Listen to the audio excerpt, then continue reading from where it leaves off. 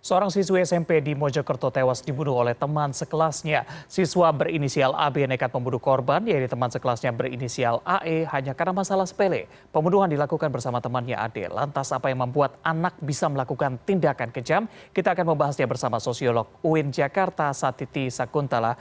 Selamat malam Mbak Satiti. Selamat malam, Mas Reza. Mbak, kita berkaca pada kasus siswi SMP yang dibunuh oleh teman sekelasnya. Apa yang membuat anak bisa melakukan tindak kejam seperti ini? Ya, tentu pertama-tama kita sangat prihatin ya dengan kejadian ini.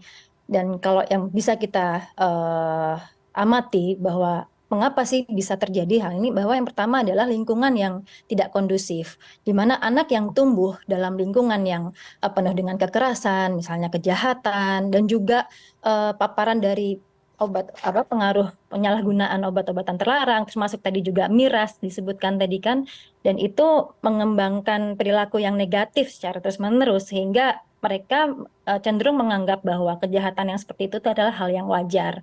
Kedua, bisa juga disebabkan oleh teman sebaya. Kalau kita melihat dari rentang usia mereka adalah masih peer group begitu ya, dalam suatu komunitas yang sama, teman sebaya, dan itu sangat memberikan pengaruh bahwa perilaku kriminal itu terbawa oleh temannya begitu ya, bahwa merasa tertarik untuk melakukan tindakan yang dianggap melanggar hukum dan juga mempengaruhi tindakan anak secara negatif dan tentu mendorong mereka untuk berbuat kejahatan.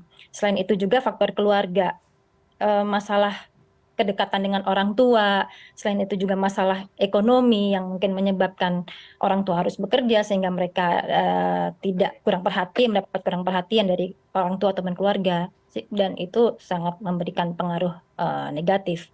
Ditambah lagi juga kalau kita bisa cermati pengaruh game online ya, yang sangat sangat banyak penelitian yang tentu sudah membuktikan bahwa memang pengaruh game online yang menunjukkan kekerasan itu memberikan dampak negatif pada perilaku negatif, perilaku kekerasan terhadap temannya begitu. Itu mungkin Mas. Oke, baik. Banyak sekali ternyata faktor yang membuat anak ini bisa berperilaku kejam begitu ya. Tapi kalau kita analisis lagi dari motif pembunuhan ini kan karena dendam begitu ya kepada korban. Karena pelaku diganggu saat tidur, lalu ditagih uang sebesar Rp40.000 gitu. Hanya karena hal kecil seperti ini, pelaku emosinya meninggi. Kira-kira apa yang menjadi penyebabnya? Iya, nah itu juga tidak lepas dari gangguan perkembangan emosional anak ya Mas ya, dan juga sosial, konten-konten pornografi yang juga secara eksplisit mudah diperoleh, kekerasan misalnya itu menyebabkan stres, menyebabkan kecemasan dan rasa traumatis tentunya pada anak begitu. Dan ini ya tentu mempengaruhi hubungan interpersonal dia terhadap temannya, apalagi di sini kan kalau kita bisa cermati hubungan pernah ada rasa dekat secara emosional begitu ya, mantan mantan kekasih Mantan begitu. Nah kekasih itu betul.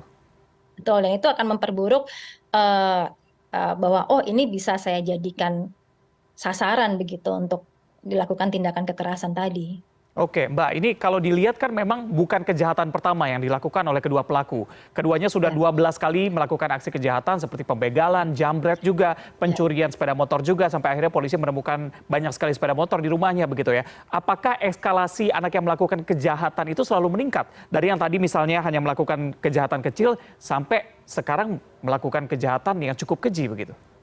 Iya, pasti anak-anak pada usia remaja begitu ya. Di situ mereka muncul ada rasa adrenalin. Oh, ternyata ini menantang atau mungkin juga memunculkan rasa ingin bahwa oh, ternyata ada kenikmatan tadi ketika dia sudah terpapar melakukan sesuatu dan ada rasa yang itu dirasa untuk ingin melakukan lagi, diulang lagi sampai akhirnya meningkatkan kejahatannya mereka ya. Itu pada akhirnya bisa dilakukan berulang kali begitu Mas. Kalau tidak ada eh, lingkungan yang mendukung, yang membuat mereka sadar bahwa itu adalah hal yang memang tidak sepantasnya dilakukan gitu. Oke, pencegahan seperti apa yang bisa dilakukan? Ketika tadi kejahatan sudah dilakukan dari kejahatan kecil begitu ya, apa kita sebagai orang tua begitu bisa melakukan apa supaya eskalasi kejahatannya tidak meningkat? Ya, kalau dari pandangan sosiologi, Hmm? kita bisa ada beberapa teori ya, misalnya teori ikatan sosial. Di situ ada social bond theory yang dicetuskan oleh Travis Hirschi. Di situ berpendapat bahwa anak-anak yang memiliki ikatan sosial yang kuat dengan masyarakat, termasuk juga dengan keluarga, lalu dengan sekolah, dan juga eh, apa namanya ya terutama keluarga dan sekolah itu cenderung memiliki motivasi yang lebih rendah untuk terlibat dalam perilaku kejahatan. Hmm. Nah, jadi kemudian yang kedua yaitu adalah teori social learning theory. Di sini fokus bahwa pengamatan dan interaksi dengan orang lain di sekitarnya. Jadi bagaimana lingkungan itu memberikan contoh begitu. Eh, diberikan reward ketika dia melakukan sesuatu yang baik, diberikan penghargaan dan juga diberikan contoh sebagai tauladan yang bagaimana berperilaku yang memang sebaiknya ya. Dan kemudian juga teori kontrol sosial. Jadi anak-anak yang memiliki sistem kontrol sosial yang lemah atau terganggu itu cenderung terlibat dalam perilaku kejahatan. Kembali lagi, kalau kita bicara tentang agen sosialisasi atau orang yang paling dekat pertama adalah keluarga dan orang tua, kemudian peer group ya, pengaruh sosial sekolah dan juga media. Media itu tentu memberikan pengaruh yang cukup kuat apalagi di era teknologi saat ini gitu ya. Itu harus ada kontrol yang baik ya, dan tentu dalam hal ini pemerintah yang punya peran juga untuk membuat tayangan-tayangan yang kontrol sosial yang cukup utama begitu. Baik, baik, Mbak Satiti. Ini kalau kita lihat